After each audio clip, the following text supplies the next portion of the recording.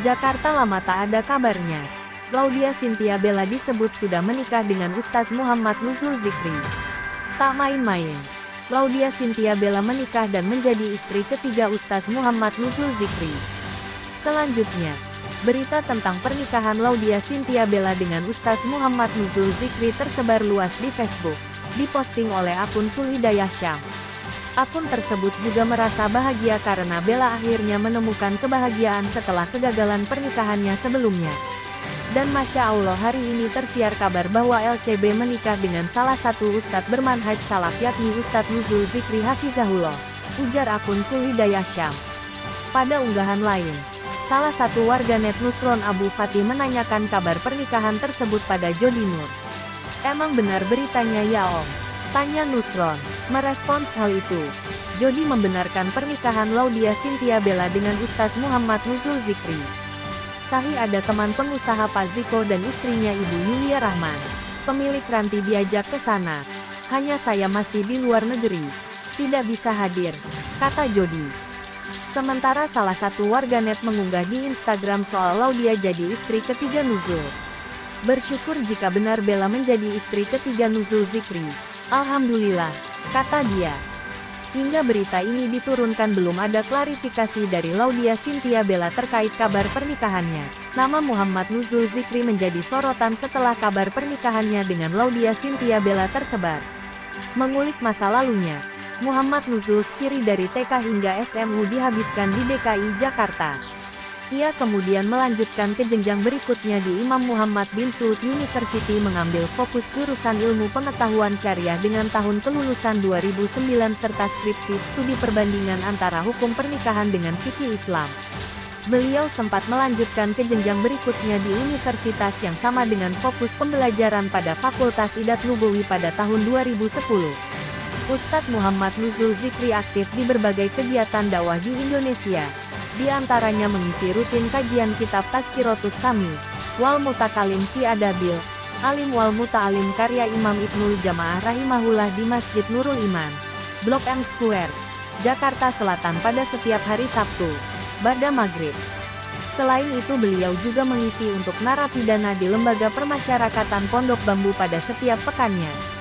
Serta pernah menjadi pemateri reguler pada kajian, Derabaan Yans, dan bagi Youth Islamic Club Study YISC Al-Azhar di Masjid Agung Al-Azhar, Kebayoran Baru, Jakarta.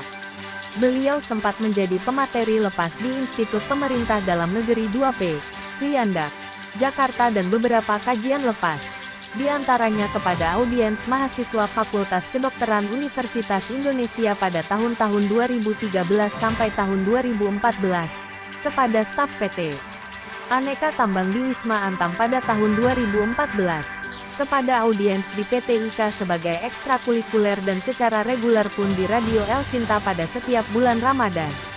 Pada tahun 2014 sempat menjadi pemateri tetap di Sekolah Tinggi Ilmu Kepolisian, PT IKA untuk program ekstrakurikuler keagamaan.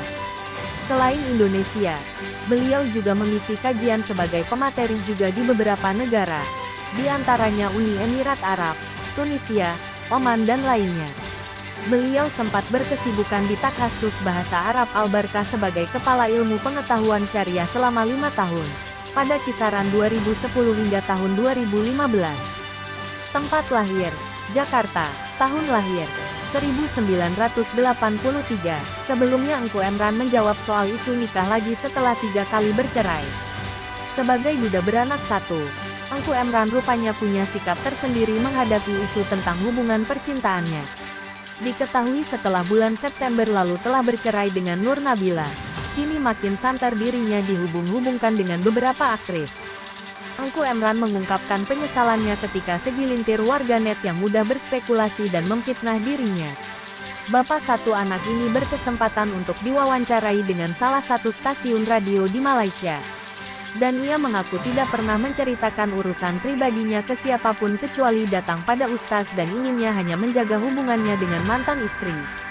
Jika kita ingin membicarakan masalah pribadi kita harus melihat siapa orangnya. Jangan hanya membicarakannya saja. Masalahku begini. Sahabatku pun tidak tahu kenapa bagiku lebih baik bertanya pada Ustaz. Komentar Engku Emran saat diwawancarai. Tanyakan pada orang yang berpengalaman. Bukan karena teman saya tidak berpengalaman, tetapi saya tidak ingin hubungan baik antara dia dan mantan istri saya terpengaruh, tambahnya. Tidak hanya sampai di situ saja. Bahkan dirinya pun juga mengkritik tindakan warganet yang terlihat sibuk membicarakan persoalan rumah tangganya di media sosial. Jadi kalau sahabatku saja tidak mengetahui masalahku, bagaimana bisa netizen di luar mengetahui masalahku? Kita tidak bisa menghentikan mereka. Biarkan mereka bicara. Namun sebagai hambanya berhati-hatilah. Apa yang kita katakan terkadang menyakitkan. Saya baik-baik saja dan bisa menerima ini, tapi orang tua kami, anak-anak kami, anak saya berumur 14 tahun dan bisa membaca dan dia mengerti apa yang tertulis. Tak sampai di situ saja. Bahkan dirinya pun menjelaskan rumor yang sedang santer di media sosial. Tudingan dirinya menjalin hubungan dengan selebriti lokal. Belum lama ini ada cerita tentang saya berkencan dengan seorang selebriti dan saya berfoto dengan putranya. Ceritanya, teman saya berasal dari Terengganu dan mempunyai anak di Brida. Dia datang ke Malaysia dan saya mengajaknya berbuka puasa di rumah saya. Kebetulan dia datang hanya membawa anak-anak. Jadi saya berfoto bersama anak-anaknya. Lalu ia mengunggahnya di Facebook dan ada komentar bertuliskan, "Engku Emran bersama anak seseorang." Dari situlah orang membuat cerita dan menjadi berita.